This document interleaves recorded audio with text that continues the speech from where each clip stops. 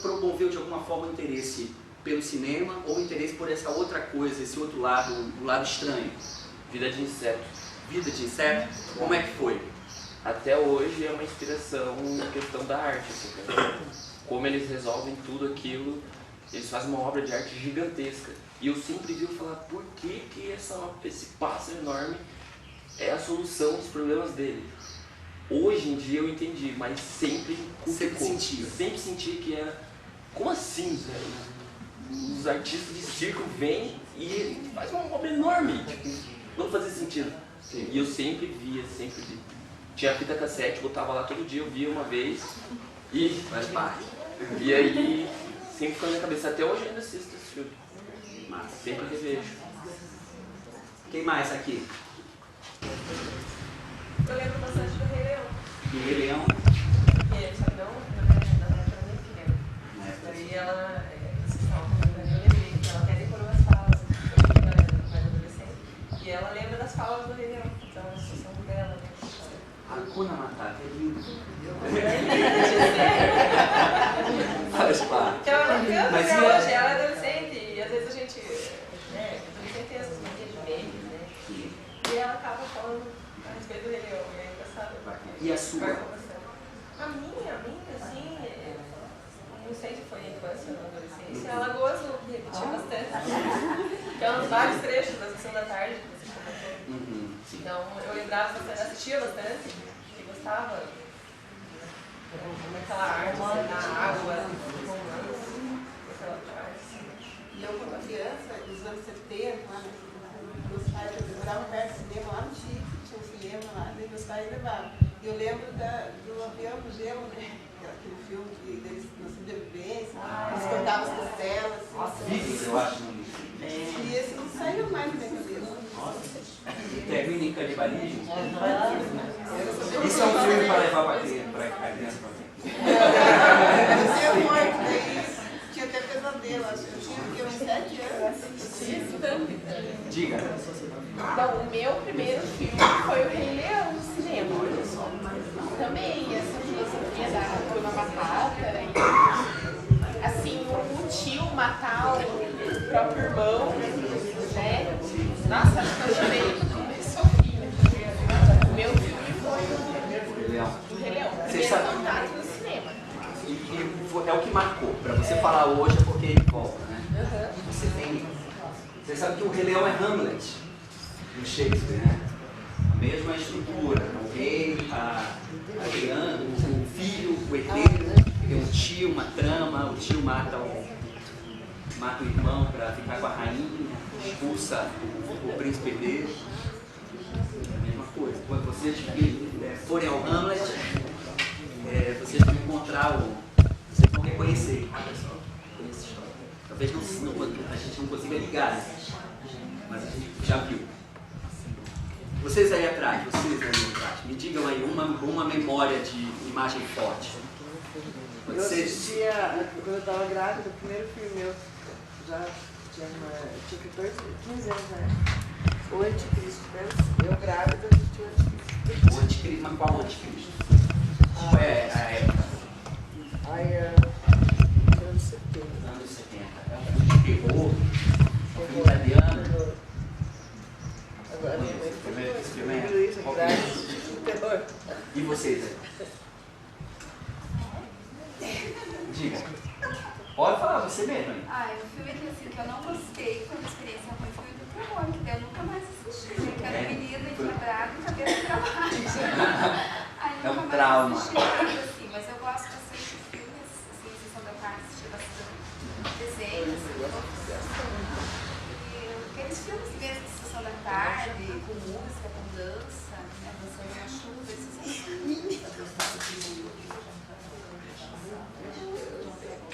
Fale aí, por favor. Diga. Eu gostava de assistir os filmes de outra volta com as danças. Com as danças? Gostava. Os Embalos de Sábado à Noite é um grande filme. E tem uma coisa, ele foi propagandeado como um filme.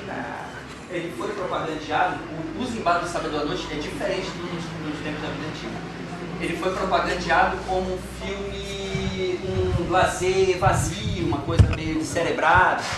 É um filme de uma amargura assim, radical, assim, uma crise, um filme pesado, não é um filme leve. Ele é estranho, né? A memória que a gente faz é das músicas do Bee Gees, né? Todas fizeram sucesso, todas tocam até hoje na rádio. Pode ser que não toque Staying Alive, mas toca How Deep Is Your Love. Eu gostava de assistir porque eu achava bonito o amor dele pela menina. Pela Olivia. Aí é outra coisa. Então, eu gostava por causa do amor deles, eu achava que ficava fascinada com aquela paixão deles, lutando por tudo para ficarem juntos. Esses filmes, eles são uma espécie de lote inicial, né? Existe um corpo de filmes, que é os filmes que na fase que a gente está entrando e se interessando pelo cinema, eles interessam. A gente pega eles nos pegam e falam muito sobre a nossa vida, sobre quem somos, sobre como a gente vê o mundo, sobre as pessoas que a gente quer ser. Isso acontece na infância e na juventude. Tem uma passagem aqui do texto que eu quero ler para vocês que eu acho relevante. Que ele diz: todos os cinéfilos, e não só os cinéfilos, se recordam dos filmes que inscreveram em seus corpos o amor pelo cinema. Quem ama cinema, ou quem tem um interesse, um fascínio pelo cinema, lembra desses primeiros filmes. Minhas primeiras experiências no cinema foram provavelmente Hulk, A Volta do Capitão Gancho, o Batman Retorno, Uma Escola Atrapalhada e Lua de Cristal. Os brasileiros eram com filmes de terror. Assim. O filme da Xuxa botava muito medo na gente. Porque o medo sempre foi um componente fundamental da infância. Você vê os filmes da Branca de Neve ou da Bela Adormecida, quando o mal aparece, o mal é absolutamente aterrador. E a figura do Guilherme Caram em Princesa Xuxa contra o Baixo Astral é uma das imagens mais aterradoras que as crianças da minha geração podiam acessar. Né? Parece que tinha uma colher a mais de horror naquelas figuras. Né? Isso era a produção infantil e isso era necessário. É necessário a imagem forte, em algum sentido. E uma coisa que acontece é que existe esse lote inicial e existem filmes que a gente viu tarde demais, que a gente não pode incluir retrospectivamente. Depois que passou o tempo, existem filmes que já não são para a nossa idade, mas que a gente queria que tivesse entrado. Na época eu não vi, mas poderia ter visto. Isso aqui ia ser valioso. Esses são os filmes que vocês podem oferecer para os alunos de vocês. Filmes que eles não vão ver, mas que são valiosos naquele momento. Propor o encontro dos bons filmes no bom momento. Tem uma experiência que eu acho que eu preciso dividir com vocês.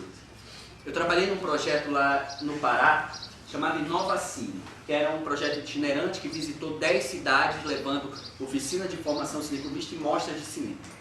A gente passou por uma cidade lá do oeste do Pará, chamada Santarém. E lá em Santarém a gente ia... Conhece Santarém? De nome. Gosto bastante de lá. A gente fez a oficina e ia fazer as mostras à noite. Né?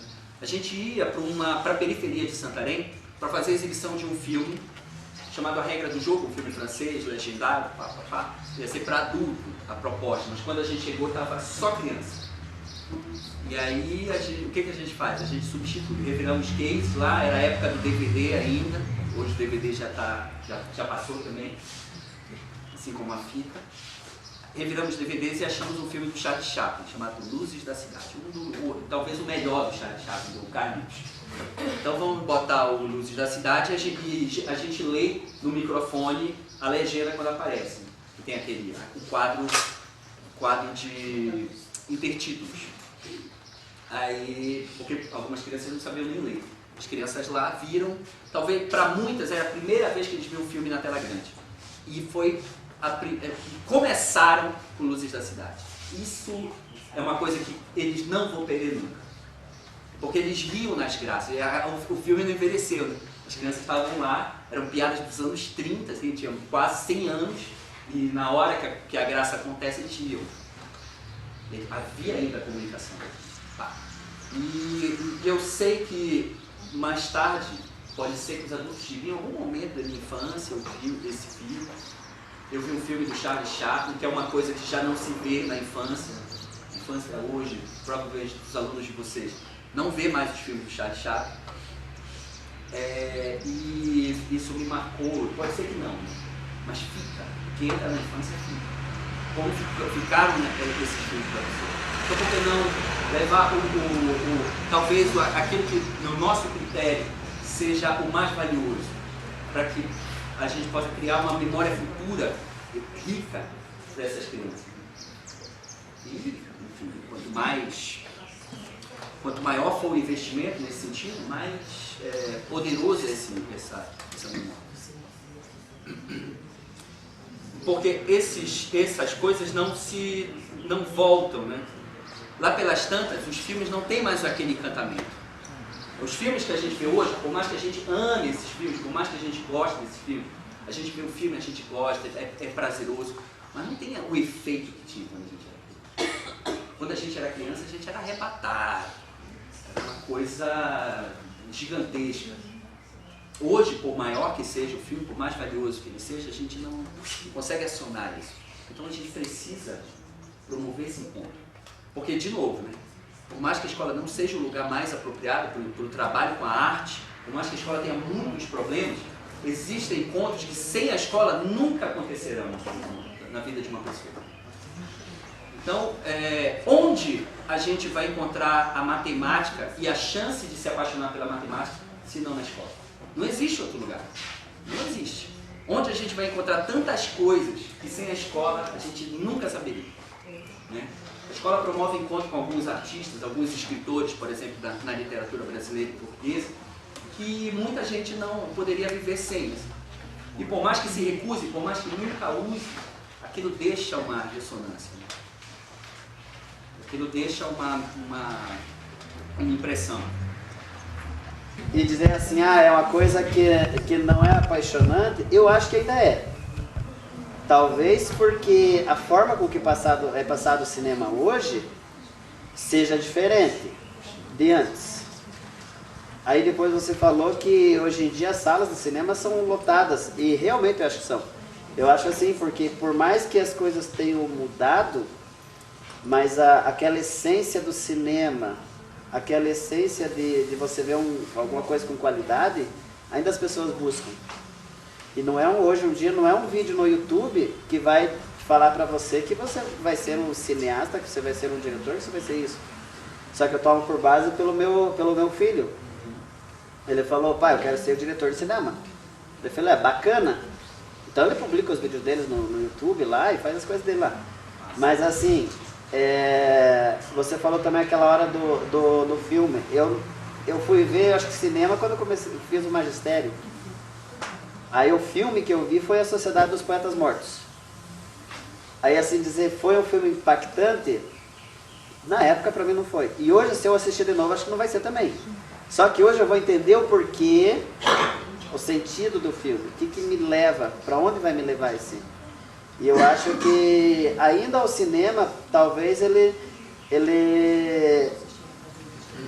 é uma coisa assim, acho que continua algo inalcançável. Porque é muito fácil filmar alguém, fazer um vídeo e postar na internet. Agora fazer um filme de qualidade é complicado. Eu fiz um curso um tempo atrás e tem o stop motion. Eu vi o que é a dificuldade de você fazer um negócio de 3 segundos. Pensar num filme de 1h30. E demora anos para fazer. Então não é uma coisa assim, qualquer um faz. Não é qualquer um faz. A pessoa tem que gostar muito e tem que ter uma sensibilidade para aquilo. Senão não vai. E tem que ter comida no prato. Tem que. Porque se a gente tem que trabalhar e fazer filme, fazer filme tem que ser o trabalho. Tem que ser o trabalho. E aí o processo é longo. Eu acho que tem uma concepção sólida do cinema como coisa inalcançável. Né? Eu acho que uma das noções que nos fascinou num primeiro momento no cinema é justamente esse caráter fantástico, impossível do cinema. E é um pouco o que faz com que o blockbuster continue sendo atrativo. Esse grande cinema monstruoso de super orçamento com efeitos especiais computadorizados, o grande cinema que é muitas vezes o cinema que nos fascina no primeiro momento. A noção, por exemplo, da magia do cinema,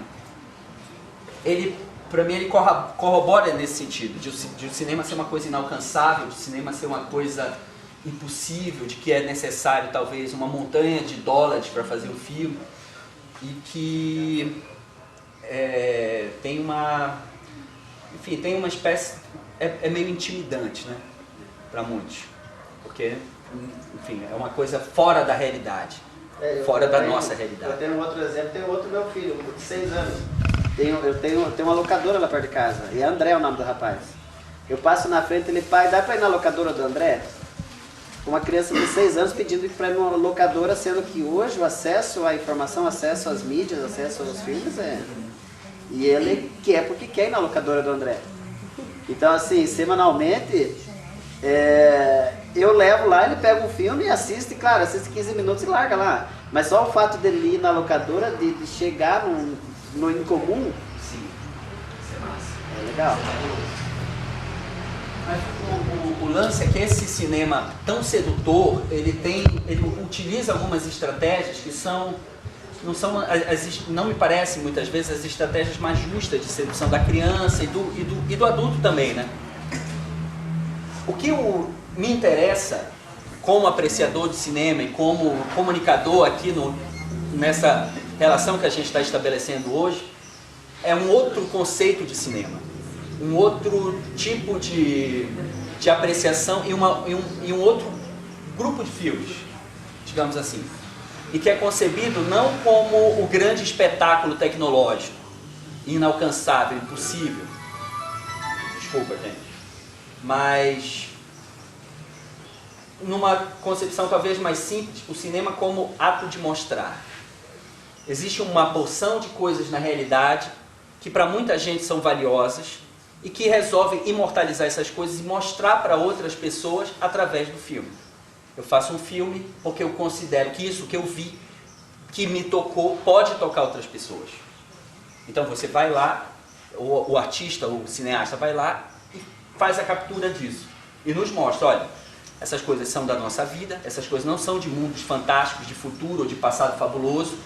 Essas coisas estão no dia a dia, só que a gente já parou de perceber elas. E elas são importantes, elas são valiosas. Então, ele mostra através dos filmes. Quando a gente concebe o cinema como ato de mostrar, tanto faz um filme feito por uma criança, quanto um filme feito por um grande estúdio. Porque o que interessa é que alguém mostra uma coisa que para si é valioso. Por exemplo, quando o cinema nasce com esse objetivo. As primeiras vistas cinematográficas eram curtas de 50 segundos, num plano fixo de uma parte do cotidiano. E em diversos sentidos, há uma certa tradição de cinema que recusa o espetáculo tecnológico, está interessada nisso. E mostrar coisas para as pessoas. A nossa experiência sensível, ela é embotada pelo cotidiano. Muitas vezes, a gente faz um trajeto de casa para o trabalho, do trabalho para casa, e não percebe mais. Percebia no começo e parou de perceber. O que acontece no mundo, na vida, no entorno. Sai do ponto A para o ponto B. Eventualmente, um cineasta faz esse mesmo percurso filmando e nos propõe ver, numa sala escura, o mesmo percurso que a gente faz todo dia. É a vida de todo dia que os filmes mostram. E mesmo no grande espetáculo, talvez as coisas o segredo esteja nas coisas pequenas, são as coisas pequenas que interessam. Mais do que o olifante, mais do que o quadribol, talvez um olhar, a maneira como um personagem reage, um certo gesto, uma certa porção de espaço que a imagem cinematográfica dá a ver, talvez isso seja fascinante, isso seja valioso. E não precisa de muito dinheiro para isso. E não precisa de muito trabalho para isso, inclusive.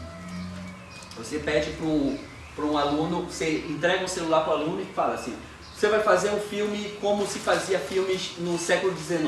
Você vai fazer um plano Lumière. Você tem 50 segundos, uma câmera fixa, e você pode escolher de tudo que lhe cerca o que você vai filmar. Ele vai fazer uma escolha. E o que essa escolha implica? Ele provavelmente vai filmar aquilo que ele considera valioso. Se você tem um limite espacial e um limite temporal, o limite espacial do quadro cinematográfico, né? Isso aqui é um limite que fala mais do que está fora, tem mais coisa fora do que dentro, obviamente. Existe uma escolha e uma escolha de uma síntese absoluta. Eu só posso mostrar isso nesse momento. Não posso mostrar tudo.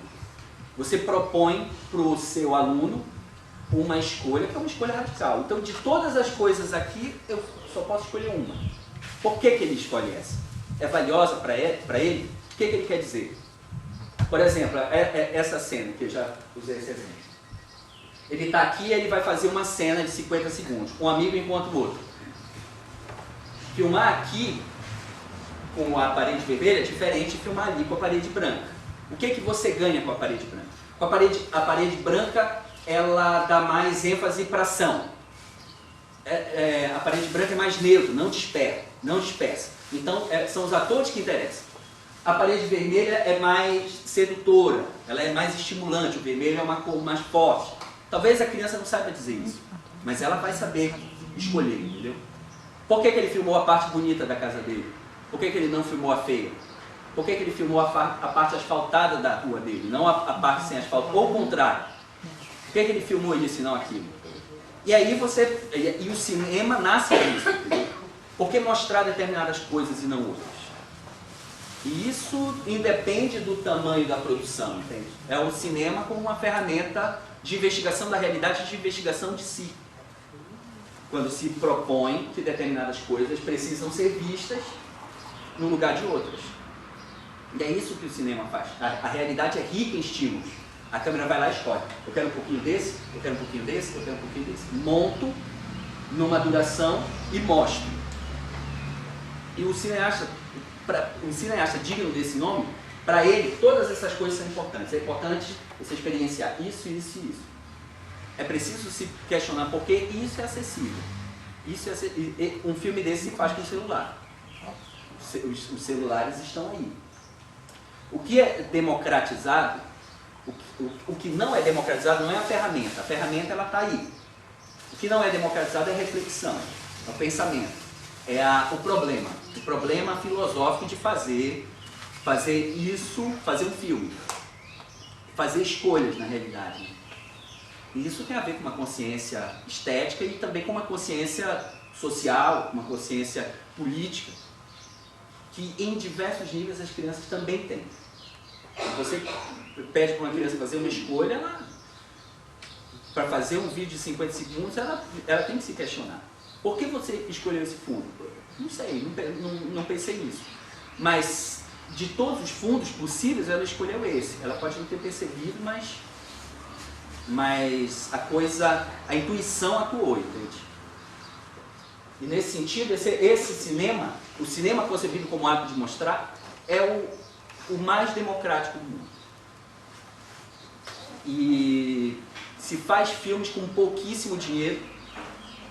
É trabalhoso, obviamente, mas é possível. E se vocês têm interesse em promover esse tipo de atividade com os alunos, não só da exibição de trechos, mas da produção de filmes, é valioso vocês trazerem essa reflexão. Que tudo que entra no cinema e na escola são seleções. Você seleciona alguma coisa. De todas as coisas, eu seleciono isso. De todas as coisas desse campo de conhecimento, existe uma seleção aqui daquilo que talvez seja o principal, daquilo que talvez seja o mais rico, mais valioso, mais libertador. E o cinema ele é essencialmente uma arte de seleção. Eu escolho isso, eu escolho esse rosto, eu escolho nesse momento filmar de perto, eu escolho nesse momento filmar de longe, e isso tem sempre implicações. Ser um diretor de cinema, me parece que é mais do que o domínio técnico, ou mais do que ser um veículo para uma grande máquina tecnológica que se expressa. Ser um diretor de cinema é saber observar e fazer observar partes da vida, parte do, enfim, da realidade do mundo e da alma humana. O que interessa para os filmes e para os grandes filmes é isso, é muito simples, né? É uma árvore, é um pequeno gesto, é uma porção de realidade. São porções de realidade que os filmes nos oferecem. Mesmo os filmes mais fantasiosos. Mesmo nos filmes mais fantasiosos tem alguma coisa sobre a descoberta, sobre o amor, sobre o ódio, sobre uma porção de coisas que, de alguma forma, alguém escolheu em detrimento de outras, por considerá-las valiosas.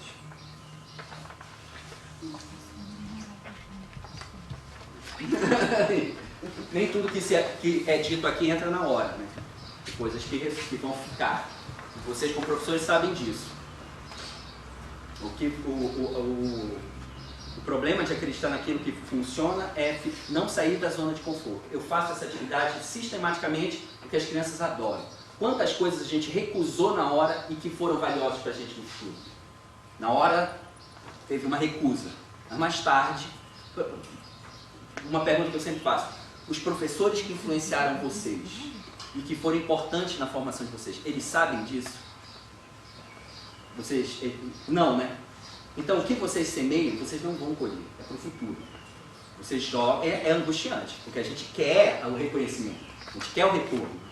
Às vezes acontece a seguinte cena. Você encontra um ex-aluno e ele diz, professor, naquele dia a senhora falou uma coisa para mim, você nem lembra. Não lembra da pessoa, não lembra do dia. O senhor falou uma coisa para mim tão valiosa que eu trago comigo até hoje. Às vezes acontece, muitas vezes não. E é preciso saber que não é para vocês que vocês trabalham, né? É para o futuro melhor que o presente. Nesse sentido, uma coisa não entendida na hora, uma coisa recusada na hora, uma coisa que eu digo, não gostei, professor, ela é mais valiosa do que a repetição da Dora Aventureira, que vocês sabem que vai gostar. Dora Aventureira e seus congêneros, né?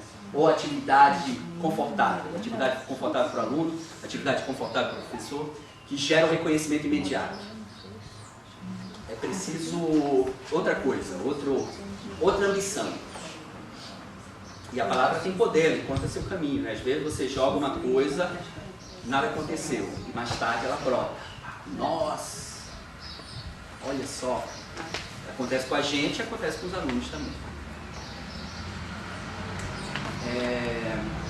E acontece com os filmes, obviamente, né?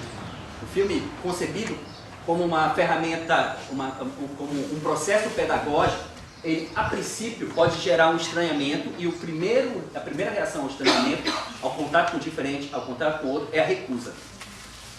Não gostei. Mas, se ele é poderoso, se existe poesia naquilo, ele fica. E mais tarde pode ser que o jogo mude. No caso do Fellini, por exemplo, eu comecei não gostando. Quando eu achei que era justo, eu ia atrás desse tal de Fellini. Não gostei de nada, mas eu sabia que tinha alguma coisa valiosa aqui. Eu não sei o que é, mas tem alguma coisa aqui que eu quero. E aí eu insisti e quando eu menos esperei, eu odiei um filme chamado A Doce Vida. 3 meses depois o filme veio claro na minha cabeça. Claro. Sim, e eu precisava talvez de maturidade para entender aquilo. E essas coisas acontecem o tempo inteiro. O professor fala de Machado de Assis e Machado de Assis vira uma palavra na frente da outra. Não significa nada. E mais tarde Machado de Assis pode ser um encontro transformador, libertador. Então, é preciso continuar oferecendo coisas que as crianças recusam. Uma das provocações do texto do Bergalat é a seguinte: você pode mostrar e você deve mostrar filmes para crianças, filmes que não são apropriados para a idade deles, filmes que eles não gostam e que eles vão recusar na hora, porque se você acredita que existe alguma coisa valiosa ali, isso pode deixar uma reminiscência. Assim. E uma das estratégias é mostrar um trecho. Claro, você não precisa botar Tarkovsky, cineasta poético russo, mais difícil do mundo, inteiro. Mas mostrar 1 minuto de uma imagem do Tarkovsky pode gerar alguma coisa. Pode ser um encontro, pode não ser. Ou pode ser uma coisa que fica para frente. E também uma das estratégias é botar filmes que tenham crianças. Existem muitos filmes que são sobre a infância, mas que não são filmes infantis. São filmes para adultos, mas que têm personagens crianças que vivem num contexto de descoberta. A descoberta do mundo pelo personagem pode ser a descoberta, pode representar ou pode facilitar a descoberta do mundo pela criança espectadora. Existe uma conexão entre um corpo de criança na tela e um corpo de criança fora. E isso e ele então oferece alguns filmes, dá alguns exemplos, vocês vão ver esses exemplos lá no livro. É um excelente primeiro contato, porque ele só dá grandes filmes, só dá bons filmes. E um desses filmes se chama O Mundo Perfeito, de Clint Eastwood. Clint Eastwood, todos vocês conhecem, um cowboy policial dos anos 70, que há alguns anos faz filmes, e há algum tempo ele faz filmes muito bons, que fazem um sucesso de público. É um cineasta comercial hollywoodiano, faz um sucesso de público tremendo, consegue ganhar seus prêmios lá, mas também é um grande artista. Isso não é sinal de mediocridade. Porque hoje nada pior para um filme do que ganhar um Oscar. Ganhar um Oscar é quase que um símbolo da insignificância do filme. Esse filme ganhou um Oscar, então esse filme deve ser muito insignificante. Mas o Clint Eastwood consegue fazer filmes importantes, interessantes, ricos, e ainda ganhar Oscar. O que está cada vez mais raro. Parecem dois domínios que vão se afastando, Mas esse filme, O Mundo Perfeito, é um filme de 1993, com Kevin Costner e mais um garoto de 8 anos. E a história é basicamente a seguinte: eles tem dois foragidos da penitenciária que sequestram esse garoto, um garoto de 8 anos, que numa fuga meio atrapalhada, eles acabam sequestrando para poder garantir a sua sobrevivência no trajeto, nos anos 60. Tem um conflito entre os dois bandidos, um mata o outro. Este que fica vai passar por uma espécie de ritual de passagem para o garoto. O garoto é o refém do sequestro, mas o garoto é testemunha de Jeová e ele tem uma porção de limitações. Alguém é testemunha de Jeová aqui? Existe uma porção de limitações entre os testemunhas de Jeová. Ele não comemora o Natal, ele não faz festa, ele não tem aniversário, ele não tem Halloween, e entre muitas outras coisas. E aí, com esse bandido, ele tem uma espécie de descoberta da vida, assim, de outros prazeres, de uma liberdade que ele não conhecia no seio da família. A gente passa por um momento de descobrimento. O bandido é um clichê também, né? Porque tem o mestre e o aluno, e o aluno ensina mais o mestre. O bandido vai descobrindo algumas coisas na inocência do garoto, e o garoto vai descobrindo algumas coisas na liberdade de uma vida de bandido. Em determinado momento tem um encontro no filme que é um encontro traumático, é o clímax do filme, é o ponto de chegada de um percurso.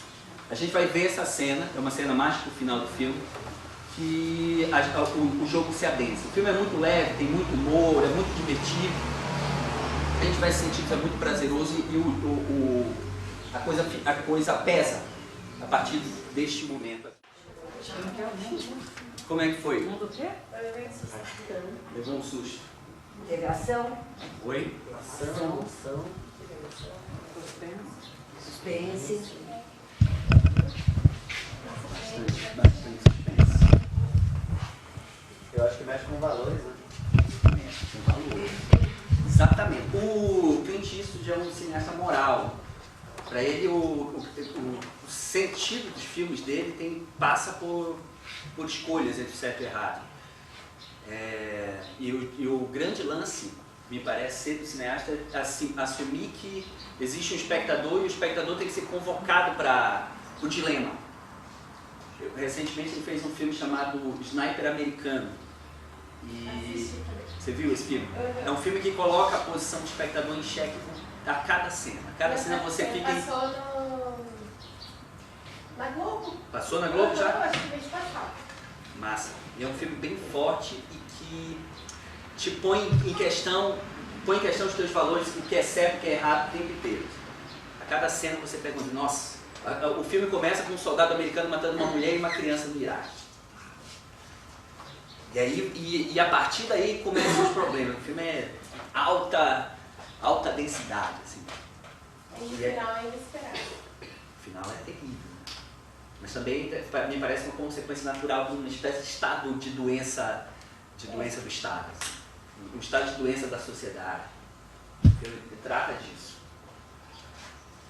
Essa cena aqui eu não exibiria para crianças. Vocês não são crianças. Exibiria outras cenas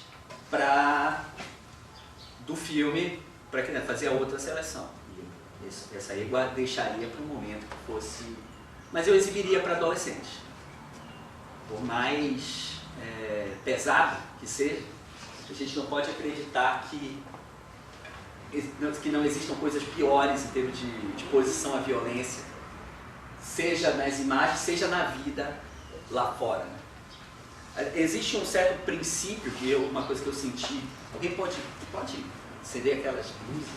Uma coisa que eu senti aqui essa semana com os professores e as professoras, é que a escola parece ser um lugar extremamente protegido, higiênico, em que existe um excesso de cuidado, como se essas crianças não tivessem uma vida lá fora. Como se elas não fossem seres, agentes e observadores do mundo. E que são submetidos muitas vezes, no caso da escola municipal, por situações tão violentas quanto essa. Muitas vezes piores. E como se não fosse bombardeado por imagens de violência, né, diariamente, a ponto da insensibilidade. Né? Quando você só vê horror vira cotidiano. Essa é uma cena que ressensibiliza para o horror. Né? O suspense aqui é acionado para que o horror se faça sentir. A maneira como ele dispõe do tempo, existe um trabalho do tempo aqui com a duração. O tempo se dilata e cada gesto ganha um peso, um valor. Tudo tem uma espécie de ritualística da ação homicida do psicopata. Tudo isso vai gerando uma angústia. Né? Essa angústia é valiosa, né? Porque a gente pode acreditar que a arte, o compromisso da arte é com as virgens e com as estrelinhas do céu e com os campos floridos.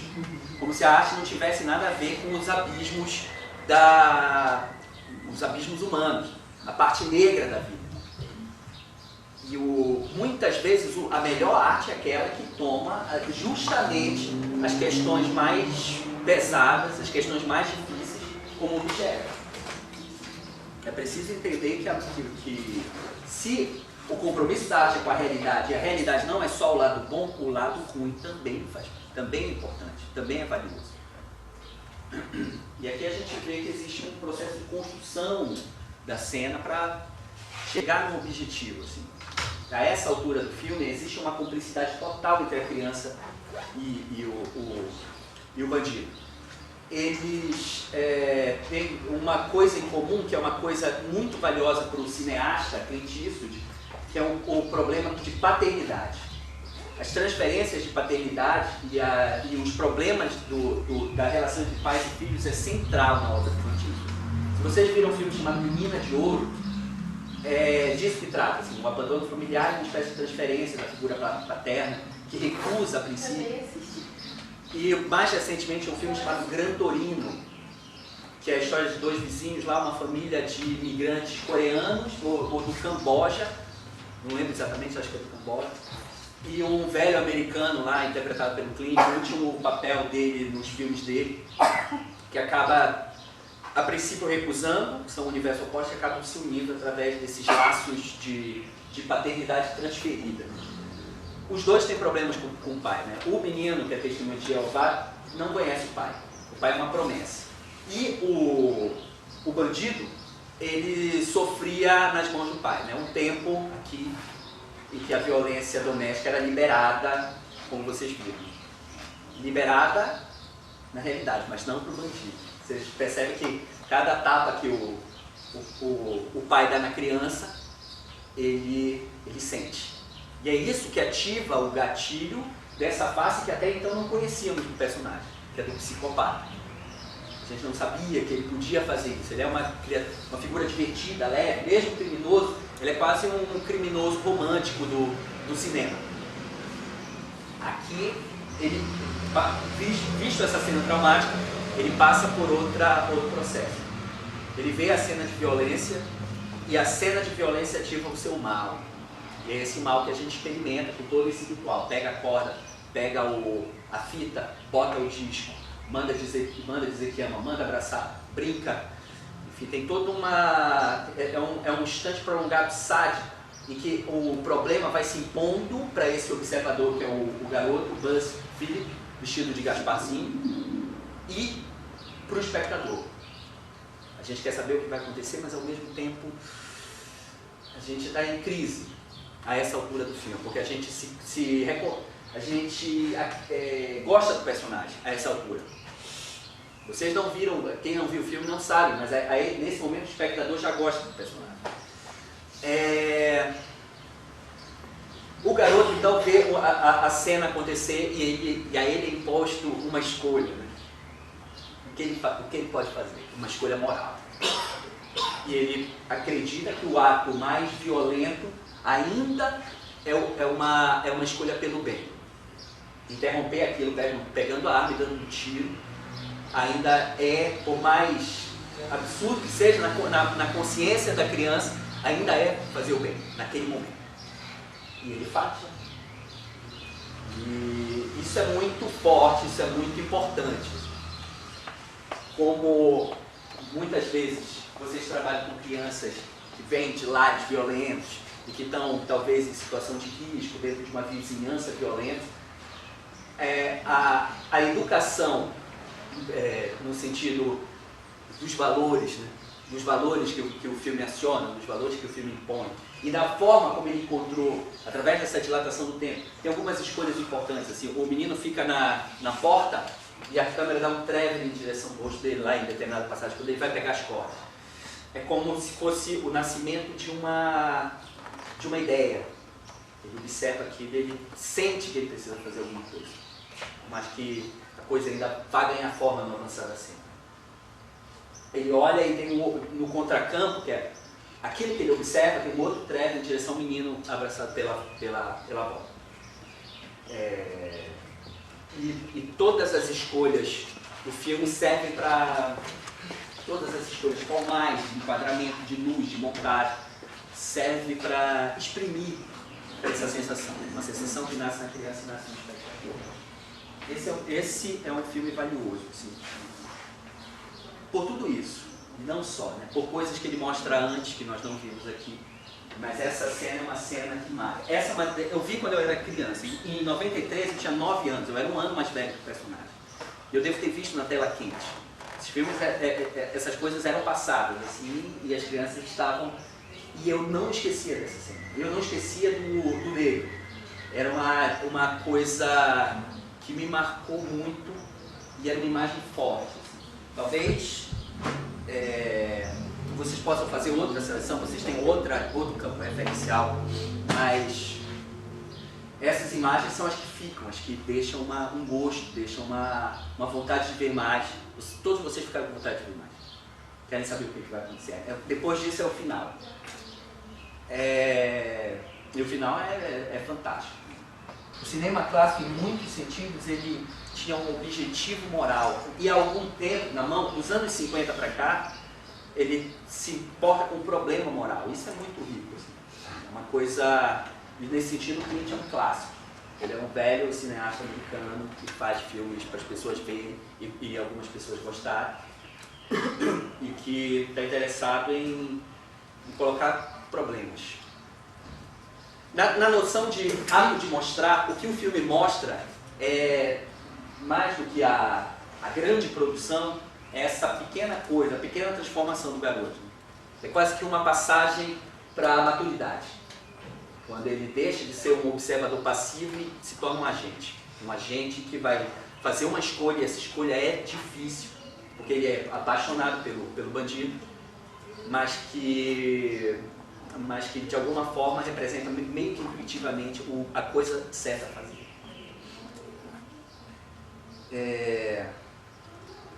Nesse sentido, o que eu acho que o trabalho com o cinema na escola deve promover é o encontro.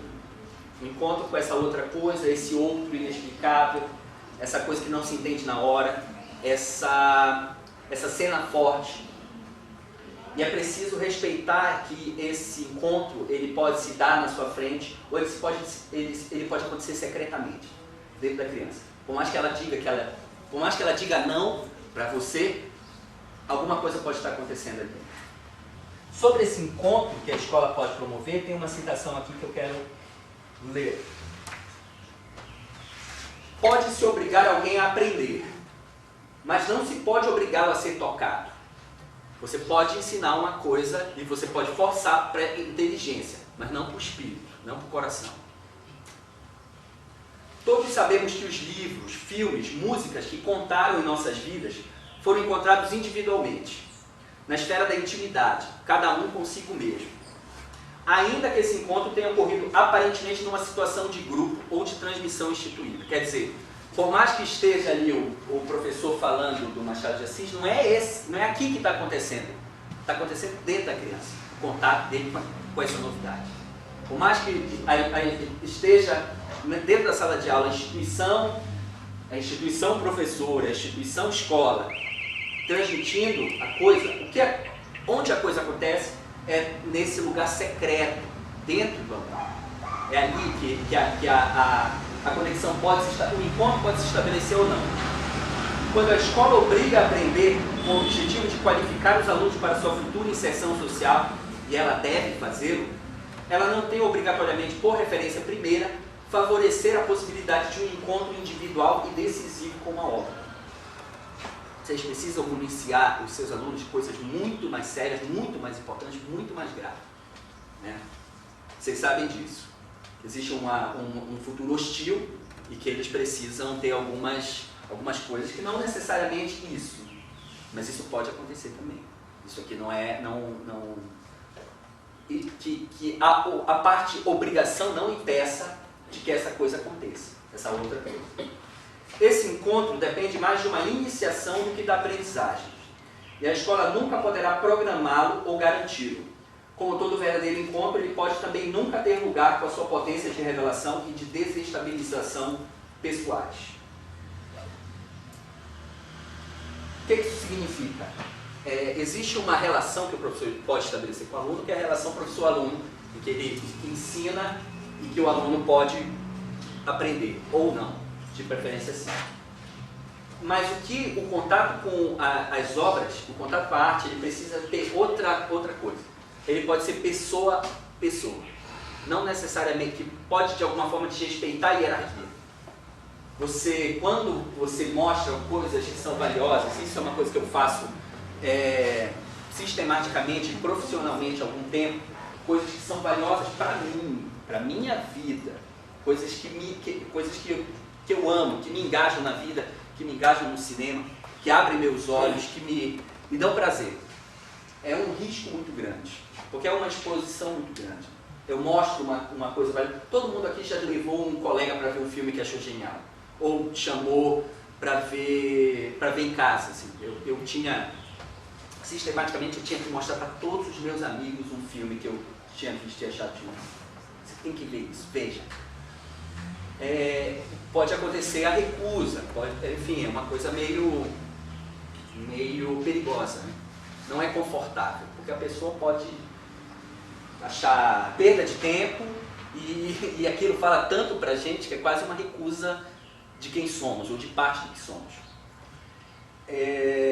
Mas esse tipo de conexão que vocês podem estabelecer, vejam isso aqui, que isso é valioso. Porque quando você propõe alguma coisa que lhe fala pessoalmente, a energia que você imprime nisso é de outra qualidade. Quando você dá aquela aula que você dá há 20 anos, é diferente. Por mais que você se engaje, por mais que você esteja naquilo ali, é diferente quando você mostra uma coisa que lhe é valiosa, recém-descoberta, por exemplo. A gente sabe que as boas condições para o desejo, para o estímulo do desejo, nem sempre são as melhores condições. Quer dizer, muitas vezes a gente se apaixona por determinada obra, por determinado filme, por determinada música, em função também do ambiente de proibição. Eles dizem, você não pode isso, você vai lá e vai, você vai lá e vê. O ambiente de proibição dá uma espécie de injeção de energia, uma injeção de estímulo. Por exemplo, em muitos sentidos, eu ia para o cinema, e isso era um prazer de ir para o cinema matando aula, fugido. E era, enfim, além do prazer do filme, tinha esse prazer da transgressão, da desobediência, que era de repente correr o risco de ser visto com a farda, e isso ser, enfim, tem uma coisa no proibido que é sedutor, e continua sendo. Então a gente vai oferecer, a gente vai tentar oferecer uma boa condição para que o encontro aconteça, mas a gente sabe que muitas vezes é em outro lugar que isso acontece. Da escola, eu não lembro nada do português, da matemática, dos estudos sociais. Eu lembro dos horrores e das belezas do intervalo. É isso que fica. É terrível. E eu acredito que vocês também. Vocês lembram do ambiente da escola, não é o conteúdo que a professora passava. Vocês lembram de outras coisas, coisas periféricas. O que fica pra gente são coisas que por fora do ABC, eram acontecimentos extraordinários. Eu lembro nitidamente da imagem da briga das meninas. Briga das meninas que saem do banheiro naquele emaranhado e vão pro pátio, todo mundo gritando, um grande círculo, a diretora sai do seu castelo, lá da sua torre, né, a torre do Drácula, que ela vivia, e vai lá para resolver. Isso é a imagem que eu tenho do 12 de outubro, do bullying que eu sofria, do que era liberado, né? Vocês são desse tempo, bullying liberado. E no meu caso, assim, em todos os níveis, os alunos, os professores e os coordenadores me massacraram. Hoje é outro quadro, obviamente. Mas o que fica são essas experiências por fora. O que mais fica. E é preciso ter consciência disso, explorar isso, jogar com isso, sabendo disso. Vocês lembram, o que fica de uma professora que eu tive é muito mais o jeito dela, a imagem que eu tenho dela, o comportamento dela, se ela brincava, se ela era mal, se ela era boa, do que o conteúdo. O conteúdo eu já tenho, não sei onde é que ele está, mas passou. Entendeu? É preciso que se saiba disso. Vocês passaram por isso. É estranho o que eu estou falando para vocês? Não. Não, todo mundo aqui foi aluno e todo mundo aqui foi criança, que nem as crianças que vocês dão aula. Vocês sabem que o jogo é diferente. Né? E nesse sentido, a rejeição, a recusa a uma atividade diferente, a uma atividade estranha, ao contato com esse outro corpo, a rejeição é mais valiosa que a indiferença. A pior coisa que tem para uma formação estética e para uma formação pessoal, espiritual, moral, é a indiferença. De que a coisa não significa nada, que nada acontece. Que nem provocar provoca. A pessoa vê aquilo ali, aquilo se instaura o tédio absoluto. Alguém trabalha com adolescente aqui? Mas alguém trabalha com adolescente?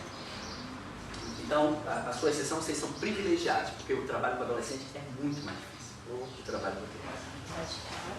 Você ainda tem aqui, é 2 contra 1, né? De um lado o Beto Richa e do outro o aluno. Pá! E aí é só nos antidepressivos, na psicóloga. É fácil. E o que acontece? O adolescente, muito perversamente, ele é indiferente. Né? Você não vê o brilho no olho, no contato com o estranho. Na criança, você pode promover essa outra coisa. Né? E aqui eu quero ler mais uma citação. O pior no encontro com a obra de arte é a indiferença, de que fala Grac. Todo o resto, rejeição violenta, dificuldade de acesso, irritação, ainda representa um caminho entreaberto. A recusa é melhor que a indiferença. Todos nós lembramos de obras a que resistimos durante muito tempo, às vezes violentamente, e que acabaram inesperadamente entrando no lote daquelas que contam numa vida. Muitas vezes a gente começa odiando. E nas amizades, muitas vezes são as melhores amizades, aquela que começa com hostilidade. Isso é uma lição que o cinema antigo nos dá. Que é, a gente começa assim, é estranho, e mais tarde isso vira outra coisa.